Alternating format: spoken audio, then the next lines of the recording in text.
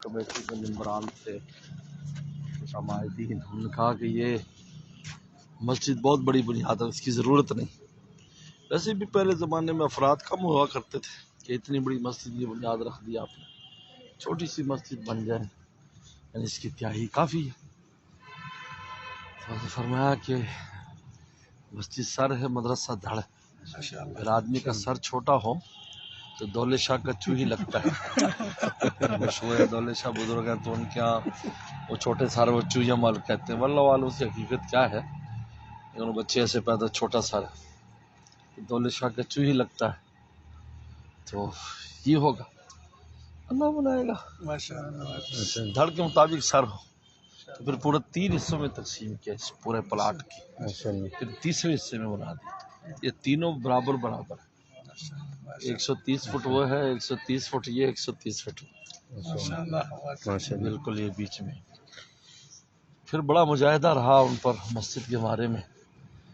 اس کی بنیاد 60 کے آگے پیچھے رکھی، پھر یہ چھت تک جا کر رک گئی، تعمیر نہیں ہو رہی، چھت نہیں پڑ رہی. سخت مجاہدہ آ گیا. اور 71 کی جب جنگ ہوئی تو یہ ہماری چونکہ واٹر ٹینک کے پیچھے اس پر بم مارتے تھے تو وہ اس پر آ کر گرتی تھی. تو کئی جگہ سے، لیکن اتنی مضبوط دیواریں تھیں کہ سوراخ تو ہو گیا، دیوار نہیں گری.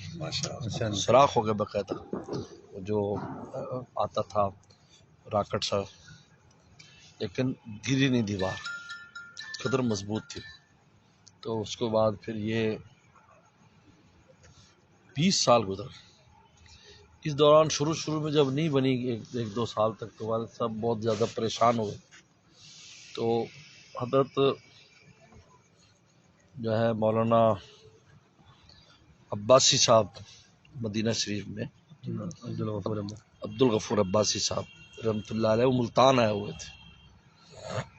تو والد صاحب ان کی ملاقات زیارت کے لیے گئے. یعنی ان بڑوں کا آپس میں کیسا تعلق، اب نیچے والے تو کہتے ہیں شاید جانتے بھی نہیں ہیں، اور ان کی ملاقات تھی. ہاں جی، ملتان پتہ چلا تو گئے.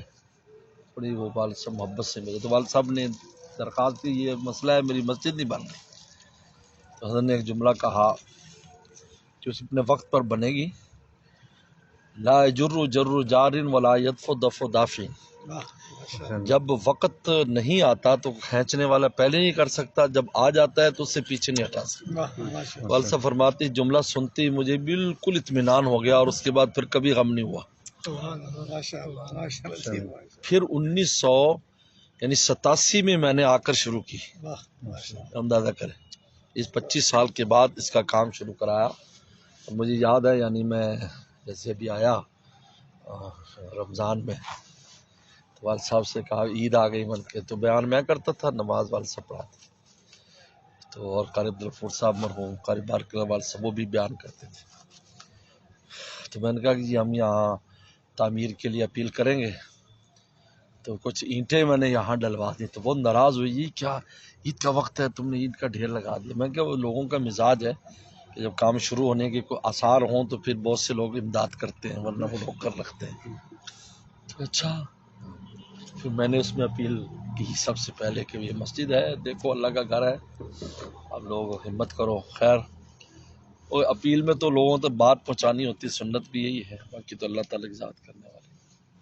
حضرت والد صحمۃ اللہ علیہ نے بھی پھر جن لوگوں کے وعدے تھے، بعض لوگوں نے وعدے کیے ہوئے تھے، پھر والد صاحب ان سے رابطہ کیا، کہا بھی بیٹا آیا ہے، وہ شروع کرنے لگا.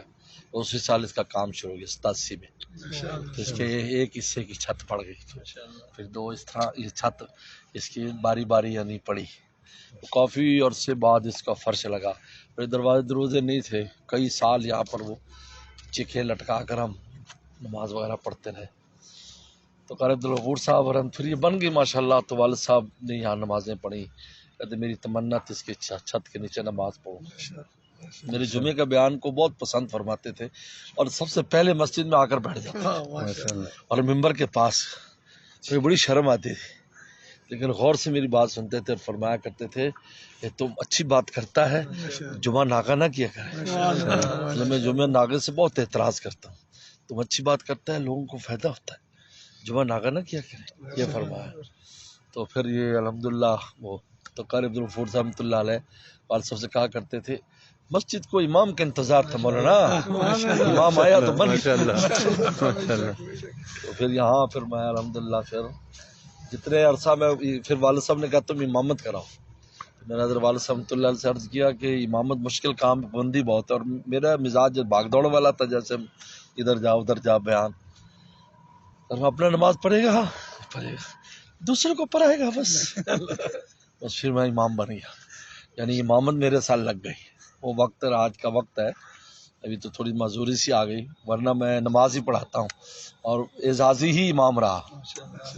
قاری عبدالغفور قاری قاسم صاحب مرحوم کو پہلا امام باقاعدہ مقرر کیا گیا، پھر وہ نماز کا، لیکن میں جب بھی ہوتا تو نماز میں نہیں پڑھانی، پانچوں نمازیں پڑھاتا رہا۔ اب تو بیماریوں کی وجہ سے وہ ہو گیا، ورنہ الحمدللہ یعنی اس کا باقاعدہ 2 سال 3 سال تو میں ہی پوری امامت کرائی 5 وقت، اور جمعہ بھی میں اپنے ایسے رکھتا تھا پروگرام کے جو جب ہو سکے نماز میں یہاں پڑھاؤں۔ تو پھر الحمدللہ پھر جب یہاں ماشاءاللہ بہت جمعہ کامیاب ہو گیا، جمعے میں پہلے بہت کم لوگ آتے تھے، ایک صف بھی نہیں ہوتی تھی کیونکہ نئی جگہ تھی، پھر اللہ تعالیٰ نے اس میں ایسی برکت کی کہ یہ برآمدہ میری موجودگی میں نا جمعے میں پورا پہلے سے بھرا ہوتا تھا، اندر بالکل فل ہوتا تھا میرے آنے سے پہلے بیان اتنے لوگ آتے۔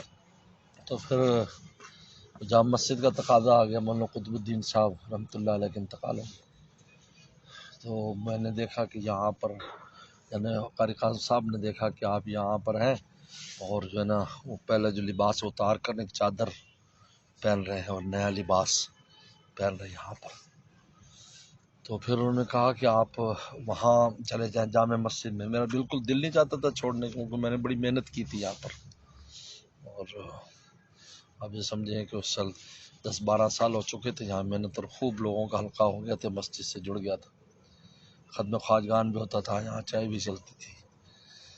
تو اس کے بعد پھر یہ ہوا کہ مولانا عبداللہ صاحب اور حافظ سراج صاحب انہوں نے پھر سمجھایا، پھر یہ قاری قاسم نے خواب دیکھا، مگر اس خواب کا یہ مطلب ہے کہ وہ یہاں جتنی ٹریننگ تھی ہو گئی، اب لباس جو نا وہ آپ کو عطا ہو گیا ہے خلعت، اب آپ وہاں جاؤ۔ تو پھر شہر کا جو کام ہے وہ اس وقت اٹھا ہے، اگرچہ یہاں حلقہ آتا تھا لیکن وہ شہر کے جو بیچ تھا، یہ جوان بچے جو شہری تھے وہ پھر وہاں پر جڑے، تو اس سے پھر شہر کے اندر سے کام اٹھا، اس کی بعد میں خیر و برکات نظر آئی کہ مدرسے سے بھی لوگ جڑ گئے اور پھر اللہ سیکھنے والے بھی، ورنہ وسط شہر میں کام نہ ہوتا، اس لیے شہر کے وسط میں جو کام ہوتا ہے اس کے باہر اثرات تو جاتے لیکن باہر کے اندر نہیں آتے، یہ ایک عجیب فطری بات ہے، شہر کے وسط میں ہوگا کام تو باہر جائے گا، جیسے بنوری ٹاؤن شہر کے وسط میں، اب اس کا اثر پورے کراچی پر ہے، باہر والے کے اندر اتنا نہیں آتا، اندر والے کا باہر جاتا ہے، وہ دو تو لگ جاتی ہے، تو یہ عجیب ہے ماشاءاللہ۔ ہاں جی ہو گیا کام کر دی، کیا حال ہے؟ کتنے لاڑا زھنڈا غائب ہے، گم میں ابھی آیا۔